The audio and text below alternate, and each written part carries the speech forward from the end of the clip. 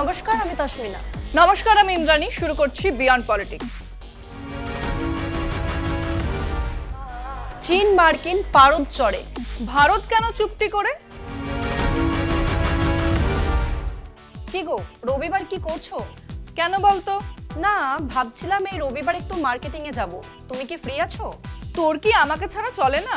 আরে তুমি থাকলে খুব মজা হয়, আনন্দ হয়, তাই তো বলছি। মজা হয়? মজা করে নাও, এই তো দুদিন মজা করবি। আরে এসব ভয় ধরানো কথা বলছো কেন? ভয় লাগছে? লাগারই কথা। খুলে বলো, হিয়ালি আমার একদম ভালো লাগে না। শোন, এই বেলা মার্কেটিং সেরে নে, তারপর মার্কেটের কি হাল হবে কে জানে। না রহেগা বাঁশ, না বাজেগি বাঁশুরি। একটু সোজা করে বলো না প্লিজ। ব্যাপারটা সোজা নয় রে, খুবই জটিল। ডোনাল্ড ট্রাম্প গোটা দুনিয়ায় যেভাবে ট্যারিফ চাপিয়েছেন, চীন তার প্রতিবাদে আমেরিকার উপর পাল্টা ট্যারিফ চাপিয়েছে। এটা তো নিশ্চয়ই জানিস। হ্যাঁ, সে তো জানি, কিন্তু তারপর মহা গন্ডগোল লেগেছে। চীন আর আমেরিকার এই বাণিজ্য যুদ্ধে দুনিয়ার বাজার ক্ষতিগ্রস্ত হচ্ছে। কয়েক ট্রিলিয়ন মূল্যের সম্পদ বাজার থেকে স্রেফ হাওয়া হয়ে গেছে। এ তো সাংঘাতিক অবস্থা। একদম। আন্তর্জাতিক অর্থনীতিবিদরা বলছেন এরকম চলতে থাকলে গোটা দুনিয়ায় মন্দা দেখা যাবে। এই গোলমালে ভারত কি নতুন কিছু করলো? ভারত নয়, বল মোদিজির ভারত। চুপ করে বসে আছে, আর কি করবে? কিন্তু মোদিজি কেন এমন করছেন? আর কেন, ট্রাম্প মোদিজিকে একটু গুড বয় বলবেন এই আশায়। বাদ দে সেই কথা, তুই এই খবরটা দেখ। বিশ্বের দুই বৃহত্তম অর্থনীতি মার্কিন যুক্তরাষ্ট্র ও চীন এখন এক ভয়ঙ্কর শুল্ক যুদ্ধে জড়িয়ে পড়েছে। আমেরিকা ও চীন একে অপরের পণ্যের ওপর ধারাবাহিকভাবে শুল্ক বাড়িয়ে চলেছে। যেন এক নো লিমিটস পোকার খেলায় মেতে উঠেছে দুই রাষ্ট্রনেতা ডোনাল্ড ট্রাম্প ও শি জিনপিং।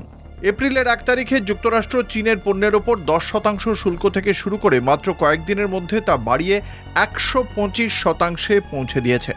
চীন পাল্টা জবাব হিসেবে এপ্রিল 3-এ 67% থেকে বাড়িয়ে এখন 151% শুল্ক আরোপ করেছে আমেরিকান পণ্যের ওপর।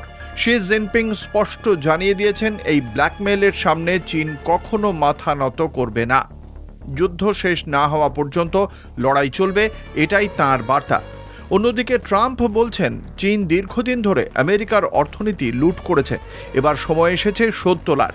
এই টানা পাল্টাপাল্টি শুল্ক আরোপের ফলে বিশ্ব বাজারে ধস নেমেছে। কয়েক ট্রিলিয়ন ডলার মূল্যের সম্পদ ভ্যানিশ হয়ে গেছে বাজার থেকে।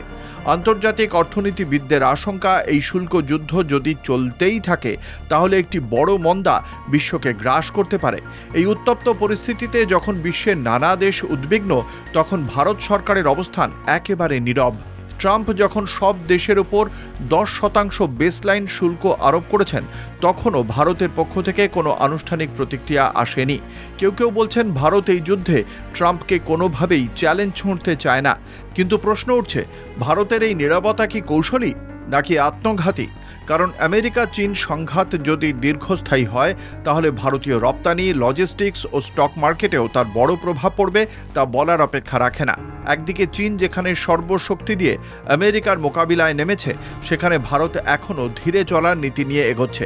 এই অবস্থান কতদিন টিকবে, অদূর ভবিষ্যতে ভারতের পক্ষে যাবে না বিপক্ষে, তা সময়ই বলবে।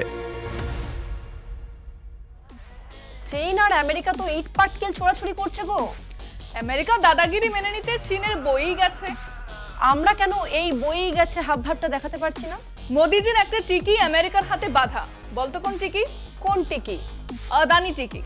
আদানির ঘুষকাণ্ডের তদন্ত ট্রাম্প সাহেব আজকে দিয়েছে। এবার যদি ট্রাম্প রেগে যায়, আদানির কানে টান পড়বে। আর আদানির কানে টান পড়লে কোন মাথা বেরিয়ে আসবে তার ঠিক নেই, তাই তো? এক্স্যাক্টলি। তাই ট্রাম্পকে সমঝে চলাই ভালো। তাহলে ভারত এরকম বর্ষতা স্বীকার করেই চলবে? আপাতত তো 56 ইঞ্চ কা সিনার দেখা যাচ্ছে না। এবার তো রাহুল গান্ধীও আক্রমণ করছেন। রাহুল গান্ধী কি বলছেন? অল আউট অ্যাটাক করছেন। এই দেখ। 9 এপ্রিল জেনিভায় বিশ্ব বাণিজ্য সংস্থার কাউন্সিল ফর ট্রেড ইন গুডসের বৈঠক ফের উত্তাল হয়ে উঠল ট্রাম্প প্রশাসনের রেসিপ্রোকাল ট্যারিফ নীতিকে ঘিরে। চীনের নেতৃত্বে একাধিক দেশ মার্কিন যুক্তরাষ্ট্রের এই উচ্চ শুল্ক আরোপের পদক্ষেপকে বুলিং বা জবরদস্তি এবং বিশ্ব বাণিজ্য নীতির লঙ্ঘন বলে অভিহিত করে সরব হয়েছে। তবে এই আলোচনায় ভারত, মেক্সিকো ও আর্জেন্টিনা, এই তিনটি দেশ নীরব দর্শকের ভূমিকাতেই রয়ে গেল। অন্যদিকে ইউরোপীয় ইউনিয়ন, সুইজারল্যান্ড, ব্রাজিল, জাপান, দক্ষিণ কোরিয়া ও সিঙ্গাপুর এই সব দেশ যুক্তরাষ্ট্রের পদক্ষেপের বিরুদ্ধে খোলাখুলি সমালোচনা করেছে। তাদের মতে এই ধরনের একতরফা শুল্ক আরোপ বিশ্বের বাণিজ্য ব্যবস্থার ভারসাম্য নষ্ট করছে, যার কুপ্রভাব পড়ছে গরিব ও উন্নয়নশীল দেশগুলির ওপর। এই উত্তপ্ত পরিস্থিতির মধ্যেই ভারতের পররাষ্ট্রমন্ত্রী এস জয়শঙ্কর 9 এপ্রিল ঘোষণা করেন, ভারতই একমাত্র দেশ যারা যুক্তরাষ্ট্রের সঙ্গে সমঝোতায় পৌঁছেছে। কূটনৈতিক ভাষায় শিষ্টতা বজায় রাখলেও বাস্তবে ভারতের এই নীরবতা অনেকটাই তোষণমূলক। চীনের বিরুদ্ধে পরোক্ষভাবে দায় চাপিয়ে ভারত যেন যুক্তরাষ্ট্রের মন জয় করার কৌশলেই মন দিয়েছে। এই পরিস্থিতিতে কেন্দ্রীয় সরকারকে আক্রমণ করেছেন লোকসভার বিরোধী দলনেতা রাহুল গান্ধী। এইবার মোদিজি আর ট্রাম্পের জড়িয়ে ধরা ছবিটা কোথায় গেল? রাহুল গান্ধীর এই খোঁচা মোদির বন্ধুত্বের ঢাক পেটানোর দিকেই ইঙ্গিত করে। যিনি একসময় ট্রাম্পকে জড়িয়ে ধরতেন ক্যামেরার সামনে, এবার চুপচাপ দাঁড়িয়ে থাকলেন ট্যারিফের ঝড় মাথায় নিয়ে। আমেরিকা 104% শুল্ক চাপিয়ে দিল, আর আমাদের 56 ইঞ্চির বীর একটাও শব্দ করলেন না। রাহুলের কথায় এখন অর্থনৈতিক ঝড় আসছে, কোটি কোটি মানুষ ক্ষতির মুখে পড়বে, আর মোদিজি গায়েব। উল্টে সংসদে রাতভর নাটক চালিয়ে ওয়াকফ বিল চাপিয়ে দিলেন যেন ধর্মীয় স্বাধীনতা মাটিতে মিশে যাক, তাতে কিছু যায় আসে না। এখনকার মোদিজি প্রধানমন্ত্রী কম, প্রপাগান্ডা ম্যানেজার বেশি। বন্ধু দেশও আজ ট্যাক্স বাড়ায় আর তার প্রতিবাদও হয় না। এই যদি হয় বিশ্বগুরু ভারতের নেতা, তাহলে 56 ইঞ্চি বুক কাজে কিভাবে আসছে? সবটাই কি শুধু মাইকের সামনে বড় বড় ভাষণ দিয়ে ঢেকে রাখা যায়? বিশেষজ্ঞদের মতে ট্রাম্প প্রশাসনের শুল্ক নীতি শুধু বৃহৎ অর্থনীতির দেশগুলিকেই নয়, ভারত সহ বহু উন্নয়নশীল দেশকেও ভবিষ্যতে বিপাকে ফেলতে পারে। তা সত্ত্বেও ভারত যেন চুপ করে মেনে নেওয়ার নীতিতেই সন্তুষ্ট। আর সেই কারণেই এই মুহূর্তে আন্তর্জাতিক মঞ্চে ভারতের এই মন ভোলানো কূটনীতি প্রশ্নের মুখে পড়েছে। তাহলে ভারতের কপালেও দুঃখ আছে, তাই তো? দুঃখ তো আছে, তবে কয়েকদিনের জন্য চিন্তা একটু কমেছে। কেন চিন্তা কমেছে কেন? ট্রাম্প বেশ কিছু দেশের ওপর চাপানো শুল্ক 90 দিনের জন্য বন্ধ রেখেছে। সেই দেশগুলোর মধ্যে ভারতও আছে। বাহ, এ তো সুখবর। এত লাফানোর কিছু নেই, এই সুখবর কদিনের। শুল্কের খাড়া এখনো মাথার উপরেই ঝুলছে। তবে উপায় কি?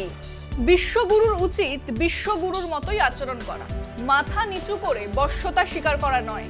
কিন্তু বিশ্বগুরু তো কিছুই বলছেন না। আরে কূটনীতি করা অনেকটা সাংবাদিক বৈঠক করার মতো। উপস্থিত বুদ্ধি, একে অপরের উপর চাপ তৈরি করতে হয়, কঠিন সমস্যা নিয়ে প্রশ্নের উত্তর দিতে হয়। এ কি আর নির্বাচনী ভাষণ যে মাইকের সামনে বড় বড় কথা বললেই হয়ে যাবে? তুমি যা বলতে চাইছো তা আমি বুঝতে পেরেছি। समझदारों के लिए इशारा ही काफी है। চল শেষ করি। হ্যাঁ, তাই হোক। তাই বিয়ন্ড পলিটিক্স আজকের মতো এই পর্যন্তই। দেখতে থাকুন কলকাতা টিভি, রাত 3, 7।